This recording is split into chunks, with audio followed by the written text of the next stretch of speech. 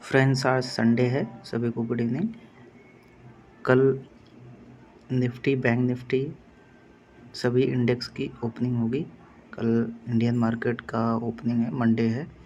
कल देख लेते हैं मंडे को किस तरह से बैंक निफ्टी और बाकी के इंडेक्स को ट्रेड कर सकते हैं। अभी करंट लेवल पे हम लोग सबसे पहले ये देखने की कोशिश करेंगे कि प्रॉफिट में कौन बैठा है और लॉस में कौन बैठा है।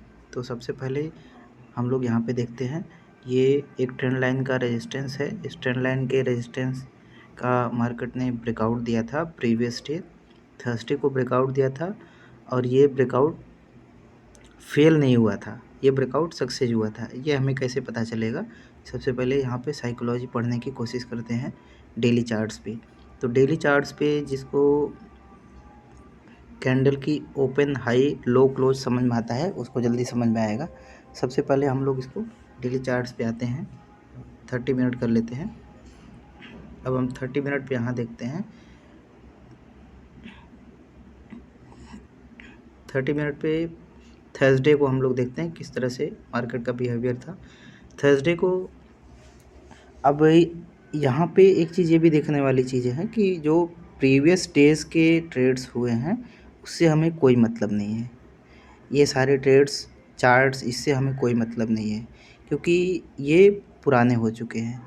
पुराने चार्ट से हमें कोई मतलब नहीं। पुराने चार्ट्स सिर्फ टारगेट के लिए यूज़ किए जाते हैं, एंट्री के लिए नहीं, टारगेट के लिए। एंट्री और स्टॉप लॉस के लिए हमें एनालिसिस करना पड़ता है। तो हम लोग एंट्री और स्टॉप लॉस का एनालिसिस कर रहे हैं सबसे पहले, उसके बाद हम टारगेट देखेंगे क्या टारगेट हो सकते हैं और कहाँ पे बैंक निफ्टी की ओपनिंग होगी तो कहाँ तक जा सकता है। सबसे पहले देखते हैं कि थर्सडे को इसकी गैप अप ओपनिंग होती है और थर्सडे से पहले जो इसका क्लोजिंग हुआ था, क्लोजिंग प्राइस करीब था 47,622। ये भी एक साइकोलॉजिकल नंबर है, 47,622। तो यहाँ पे क्लोजिंग देने का कुछ सेंस भी बनता है। ये जो क्लोजिंग हुई है ये डे हाई के आसपास क्लोजिंग हुई है और उसके पहले यहाँ पे सेलर्स का ट्रैप भी बना था। हमने यहाँ पे एक छोटा सा ट्रेड भी पकड़ा था, देख सकते हैं। रिस्क रिवार्ड 1:5 का था और हमारा एसएल हिट नहीं हुआ था। अब यहाँ पे जो ये डे हाई के आसपास जाके क्लोज हुआ मार्केट 47,622 के करीब, इसकी क्लोजिंग हम लोग देखते हैं तो क्लोजिंग था 47,661.1 इसकी क्लोजिंग थी। हम यहाँ पे टॉप में C 47,661.1 देख सकते हैं इसकी क्लोजिंग। तो क्लोजिंग से इसने जो गैप अप ओपनिंग दिया डे हाई से, फिर इसने जो गैप अप ओपनिंग दिया करीब 1.26% का।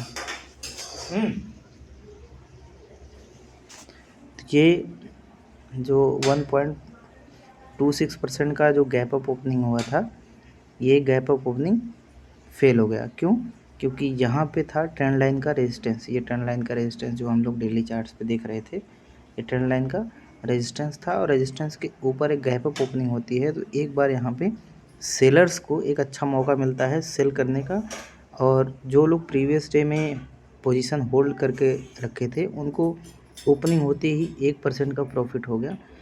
तो ये एक बड़ी बात होती है। बैंक निफ्टी का 1% गैप अप हो जाना बड़ी बात होती है। यहाँ पे प्रॉफिट बुकिंग आना तय था और ये ट्रेंड लाइन के रेजिस्टेंस के ऊपर ओपनिंग हुई थी तो ये एक तरह से ब्रेकआउट हो गया। तो ब्रेकआउट को फेल करने के लिए सेलर्स को एक अच्छा ट्रेड मिल गया और उन्होंने यहाँ पे पोजीशंस को ऐड किया। अब सेलर्स जब यहाँ पे बैंक निफ्टी को नीचे ले जाने की कोशिश करते हैं तो वो प्रीवियस डे के हाई के ऊपर तक ही ले जा पाते हैं। जैसा कि हम लोग यहाँ देख सकते हैं, जो प्रीवियस डे का हाई था वहाँ तक भी ये सेलर्स नहीं ले जा पाते हैं। और ये कैंडल जो हैमर कैंडल दिख रही है, ये हैमर कैंडल ये डिसाइड करती है कि यहाँ पे जो सेलर्स आए थे, ये जो सेलर्स आए थे, ये सेलर्स आगे बढ़ते गए और 10:15 पे जो सेलिंग हो रही थी, 10:15 पे जो सेलिंग हो रही थी, यहाँ पे एक फेक बुलिश हरामी पैटर्न बना, ठीक है। तो उसके बाद हमें ये जो बुलिश हरामी पैटर्न बना था, इसको देख करके काफ़ी लोग बाइंग भी किए होंगे, तो उनका एसएल जो है नेक्स्ट कैंडल ने ले लिया।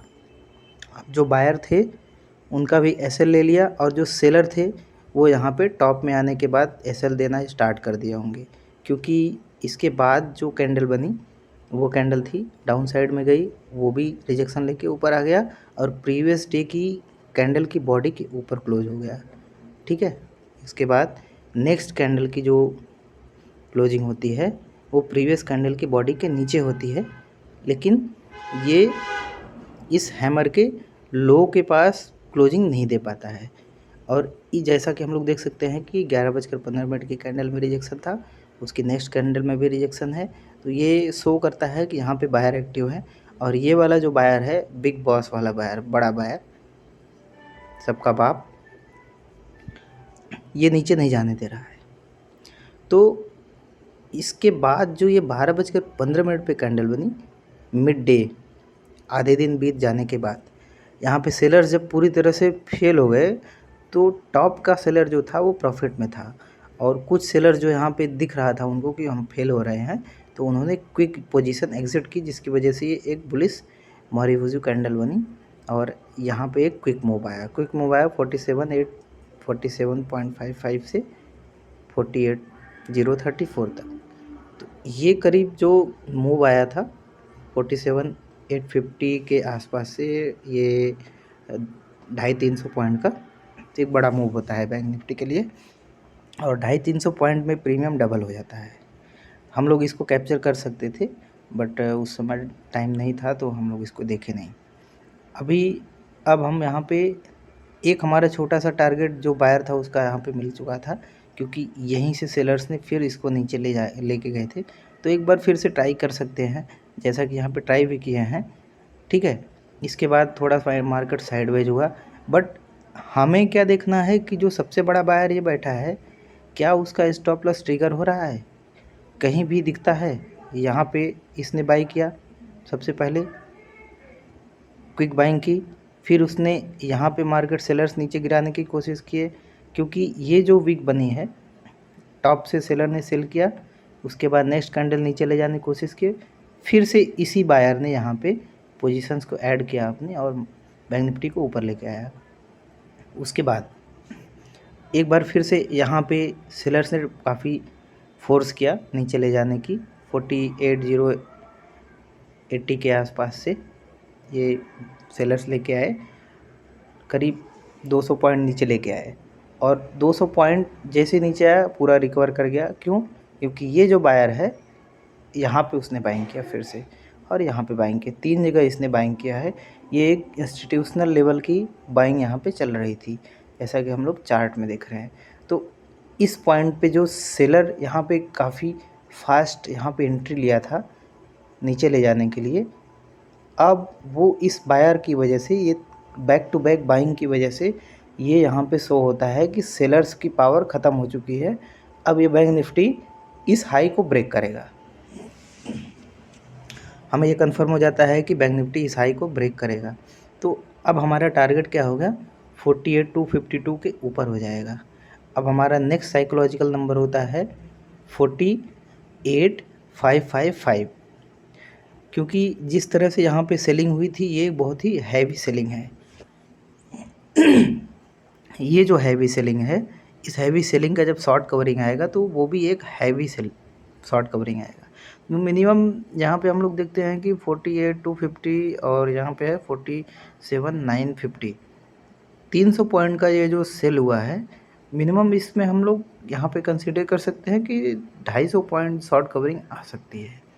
तो हमारा ट्रेड जहाँ पे भी इनिशिएट होगा, हम लोग इसी सेलर का जो स्टॉप लॉस होगा उसको ट्रिगर कराएंगे, तो हमें वो प्रॉफिट जनरेट होगा, और इसको लॉस हो जाएगा। हमें इसको लॉस देना है और हमें प्रॉफिट लेना है, जिसकी वजह से हम यहाँ पे एक एंट्री की कोशिश करते हैं।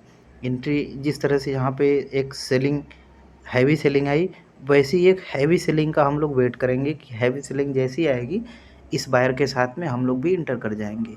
तो हम लोग हैवी सेलिंग का वेट करेंगे, तो अगर कोई ट्रेंड लाइन भी बनाना चाहता है तो ट्रेंड लाइन भी बना सकता है, बट ट्रेंड लाइन ज़्यादा वर्क नहीं करता है। ट्रेंड लाइन ज़्यादातर स्टॉप लॉस का ही काम करता है।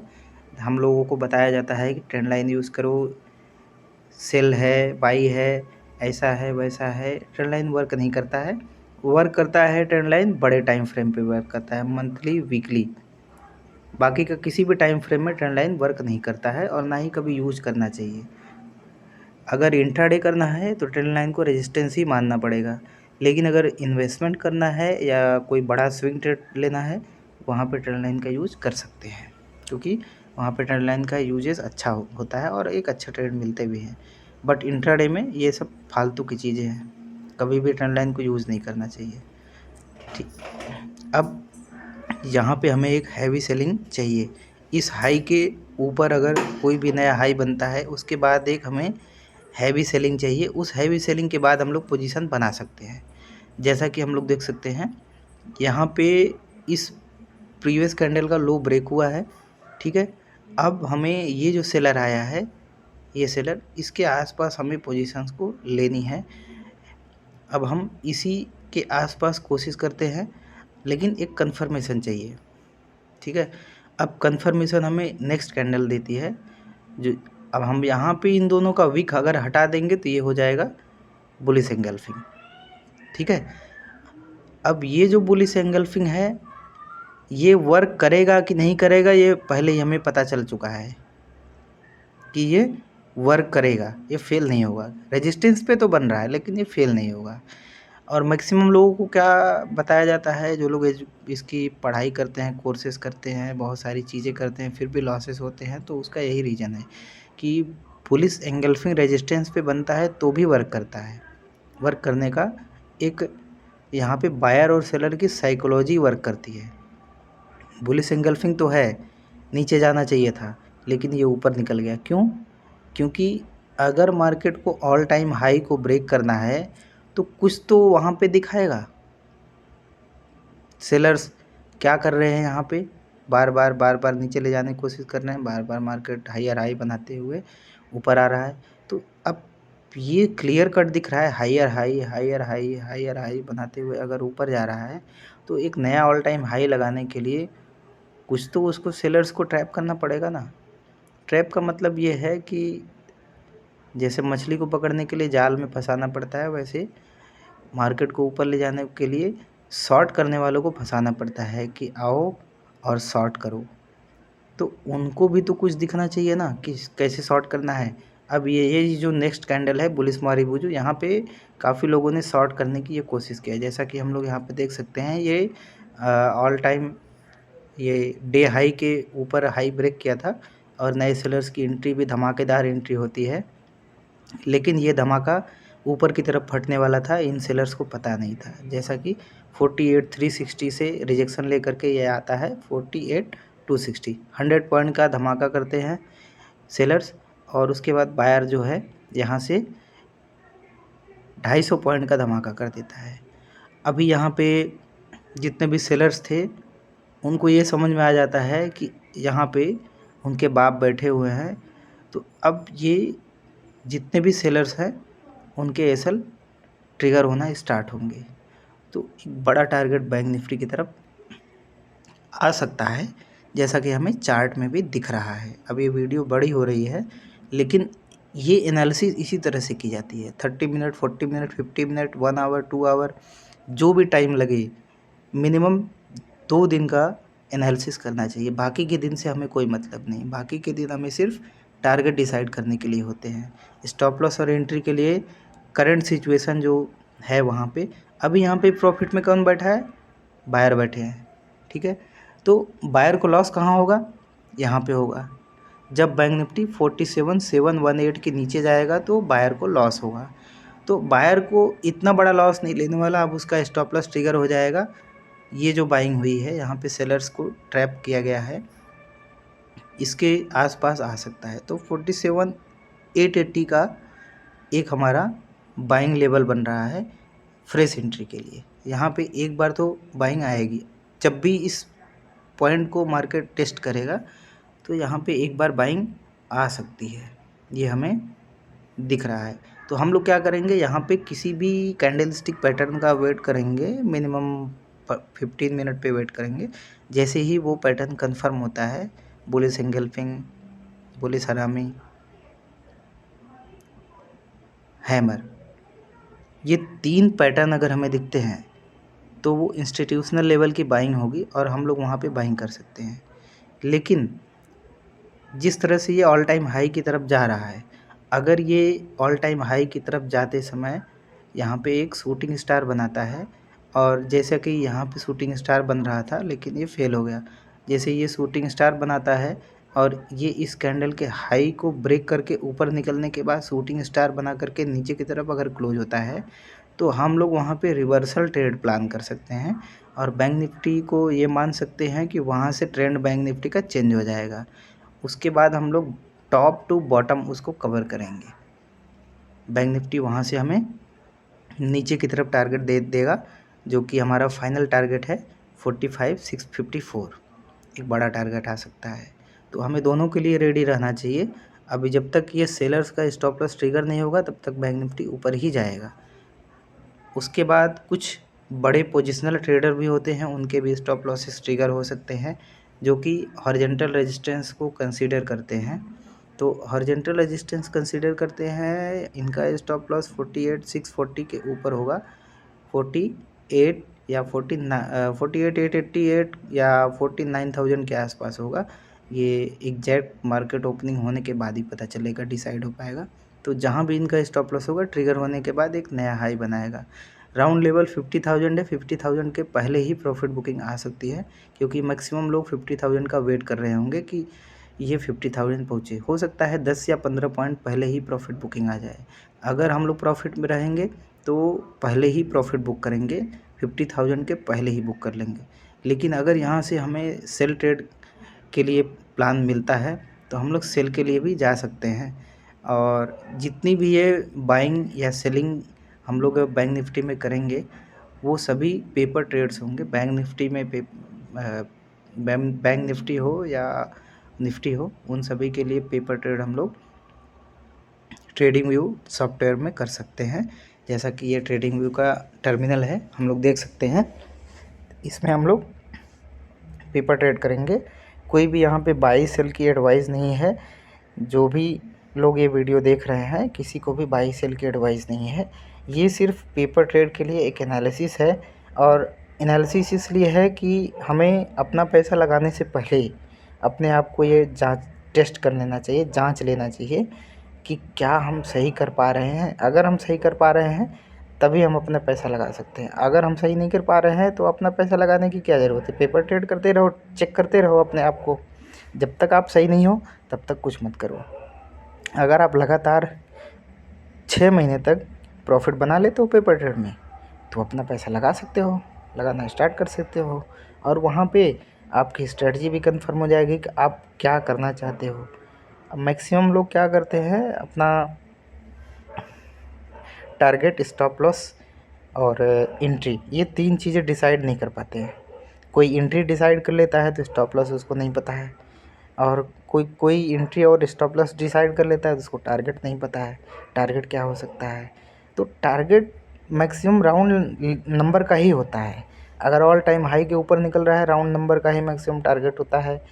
कोई पिवट पॉइंट लगा लेगा, तो कोई इंडिकेटर लगाएगा, वो सब फालतू की चीज़ें हैं, उससे कोई मतलब नहीं। पिवट पॉइंट, इंडिकेटर कुछ काम नहीं करते हैं। आपको काम भी करेंगे तो 100-150 पॉइंट बना के देंगे।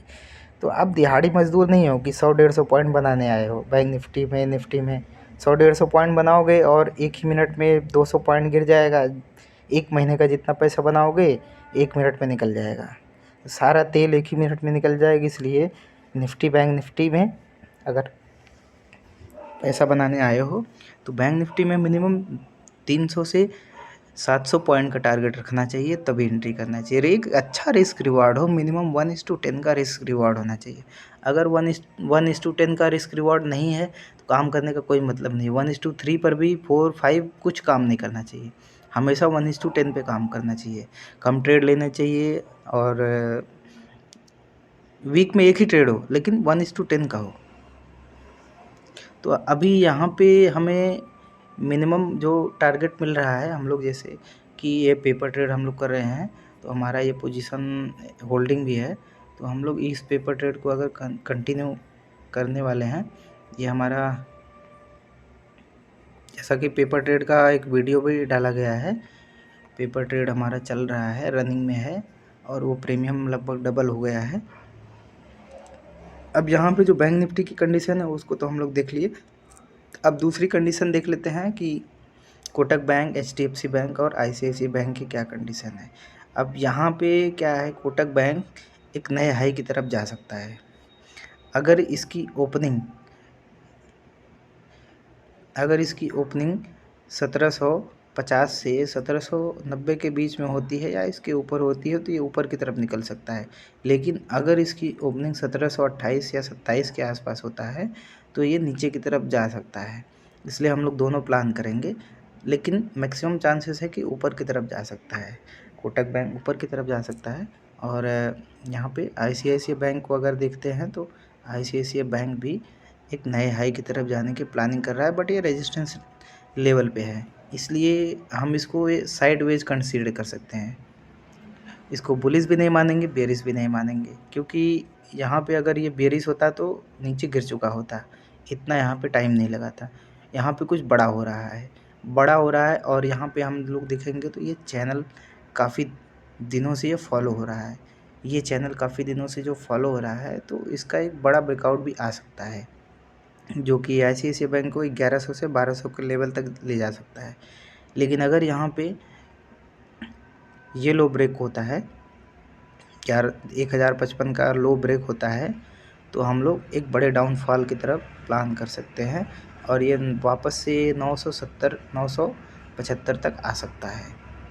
इसके बाद हम लोग इसको देखते हैं, अगर यूएस मार्केट में आईसीआईसीआई बैंक का कंडीशन देखते हैं तो यूएस मार्केट में आईसीआईसीआई बैंक की ये चार्ट है, जिसमें हमें दिख रहा है कि लॉन्ग टर्म में हायर हाई बना रहा है, लेकिन अभी इसका ट्रेंड चेंज हो गया है, अभी ये डाउन ट्रेंड में चल रहा है। और यहाँ पे प्रीवियस स्विंग भी ब्रेक हो चुका है, एक नया स्विंग है यहाँ पे जिसका सपोर्ट ले रहा है, इस कैंडल का हाई जो है इसका सपोर्ट ले रहा है, और इसी के सपोर्ट की वजह से यहाँ पे आईसीआईसीआई बैंक ऊपर जाने की कोशिश कर रहा है।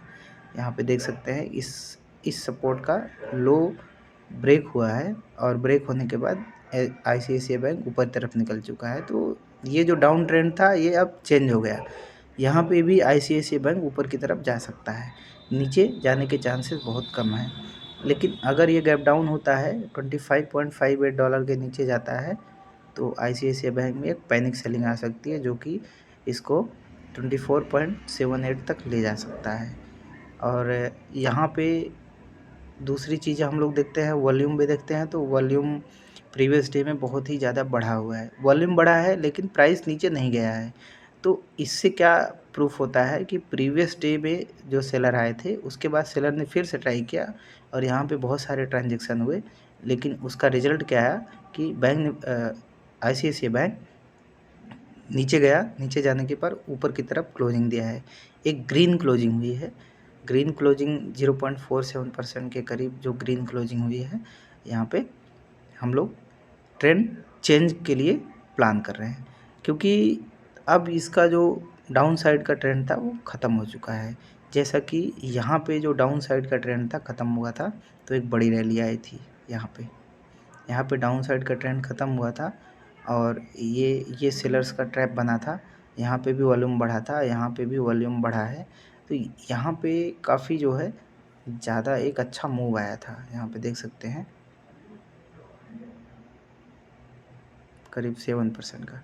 तो 1000 का 7% अगर हम लोग देखें तो 1070 तक हो जाएगा। जैसा कि अभी आईसीआईसीआई बैंक 1083 है, 1083 का अगर हम लोग 7% देखेंगे तो 75-76 रुपीज़ तक हो जाएगा। अगर यहाँ पे 7% भी टारगेट मिलता है हमें तो 1159-1160 का टारगेट आ जाएगा, जो कि एक अच्छा टारगेट है और जाने के चांसेस भी ज़्यादा हैं। तीसरी तरफ एचडीएफसी बैंक जैसा कि हम लोग यहाँ पे पेपर ट्रेड में लॉन्ग है और थोड़ा सा लेट हो गया था, 1510 के लेवल के ऊपर निकलता तो यहाँ पे एक अच्छा लॉन्ग ट्रेड बनने वाला था। और यहाँ पे प्रीवियस डे जो था थर्सडे को यहाँ पे लॉन्ग ट्रेड एक्टिवेट हो गया था, लेकिन एंट्री लेट हुई, तो फ्राइडे को भी ये ऊपर निकला है। अभी ये नीचे जाने के चांसेस बहुत ही कम है, सिर्फ 0.2% ही चांसेस है कि नीचे है। 99.98% ऊपर जाने के चांसेस है, क्योंकि इसका ट्रेंड चेंज हो गया है। और ये जो एक सेलिंग आई है, ये एक डिप आया था यहाँ पे बिग प्लेयर्स अपनी पोजीशन ऐड करने के लिए, और एक एनएससी या सेबी का कोई रूल भी आया था जिसमें कि एचडीएफसी बैंक में एफआईआईज को अपनी पोजीशन वो जो होल्डिंग थी उसको कम करना था, जिसकी वजह से भी ये सेलिंग आई थी। तो एक रीबैलेंसिंग इसकी जो होनी थी वो हो चुकी है। अब ये ऑल टाइम हाई की तरफ बढ़ेगा। तो यहाँ भी ट्रेंड चेंज हुआ है, ट्रेंड जो है अब ट्रेंड हो चुका है। और ये जो ट्रेंड चेंज हुआ था, ये ट्रेंड चेंज हुआ था 24 जनवरी 2024 को चेंज हुआ था, इसी दिन ट्रेंड चेंज हुआ था। और उसके बाद इसका लो जब ब्रेक हुआ तो वहाँ पे जो बायर ने बाई किया है वो बिल्कुल सेफ़ यहाँ पे चल रहा है, उसका स्टॉप लॉस कहीं भी ट्रिगर नहीं हुआ है। ये एक इंस्टीट्यूशनल लेवल की बाइंग थी, यहाँ पे देख सकते हैं वॉल्यूम भी बड़ा था लेकिन प्राइस नीचे नहीं गया। ठीक है, अब हमें मैक्सिमम जो बैंक्स दिख रहे हैं वो ऊपर ही जाने के लिए दिख रहे हैं, तो हम लोग बैंक निफ्टी का टारगेट मिनिमम 51,000 लेके चलते हैं। प्रॉब्लम यहाँ पे सिर्फ इतनी ही है कि जो यूएस बॉन्ड यील्ड है ये भी हायर हाई बना रहा है, और इसका भी ट्रेंड चेंज हो गया है, अब ट्रेंड हो गया है, तो ये भी ऊपर जाने के चांसेस ज़्यादा हैं। प्रॉब्लम सिर्फ यही है, अगर बॉन्ड यील्ड भी बढ़ती है और बैंक निफ्टी भी बढ़ता है तो इसमें से कोई एक क्रैश होगा। सबसे पहले क्रैश होने के चांसेस ज़्यादातर बॉन्ड यील्ड की है, यूएस बॉन्ड यील्ड की है। अभी हमारा यहाँ पे क्रिप्टो में भी एक लॉन्ग ट्रेड चल रहा है, पेपर ट्रेड ही है, ये भी लॉन्ग ट्रेड चल रहा है, इसकी एंट्री हुई है, यहाँ पे देख सकते हैं आप लोग। तो ट्रेडिंग का मतलब ये नहीं है कि 1% 2% प्रॉफिट बना लिए और निकल जाओ। जो 100 करोड़ रुपए लगाता है ना, अगर वो 1% बनाएगा ना तो उसका ट्रांजैक्शन चार्ज ही 1% हो जाएगा, तो वो कभी 1% बनाने के लिए नहीं आता है। इसलिए सबसे पहले आप ये रूल बनाओ कि आप ट्रेडिंग करने आए हो तो बिजनेस करने आए हो या दिहाड़ी मजदूरी करने आए हो। अगर दिहाड़ी मजदूरी करने आए हो तो फिर जाओ कहीं पे और अच्छे से दिहाड़ी मजदूरी करो। यहाँ दिहाड़ी मजदूरी करोगे तो मार्केट में धोती खोल के भागना पड़ेगा, समझ रहे हो ना। अच्छे अच्छे यूट्यूबर हों या फिर आपको अच्छे अच्छे एडवाइज़र हो, एनालिसिस करने वाले हों, वो आपको सिर्फ इतना बताएंगे कि 100 रुपये में बाई करो और 50 रुपये का स्टॉप लॉस लगाओ, 150 का टारगेट। तो आप लोग ये नहीं देखते हैं कि उसने 100 रुपये में बाई करने को बोला, 150 का टारगेट बताया है, लेकिन स्टॉप लॉस कितने का बताया है, 50 का बताया है। तो वो तो सेबी एडवाइज़र है, 50 का स्टॉप लॉस उसने बता दिया, स्टॉप लॉस ट्रिगर हो गया। आपने तो स्टॉप लॉस देखा नहीं, आपने तो सिर्फ टारगेट देखा है, 100 रुपये में लेना है, 150 में बेचना है। लेकिन जब नीचे आने लगेगा तो वो तो बोलेगा कि मैंने स्टॉप लॉस भी बताया था। तो मैक्सिमम टाइम में आपको लॉस होगा। क्यों? क्योंकि आपने काम किया था रिस्क रिवार्ड 1:1 पे।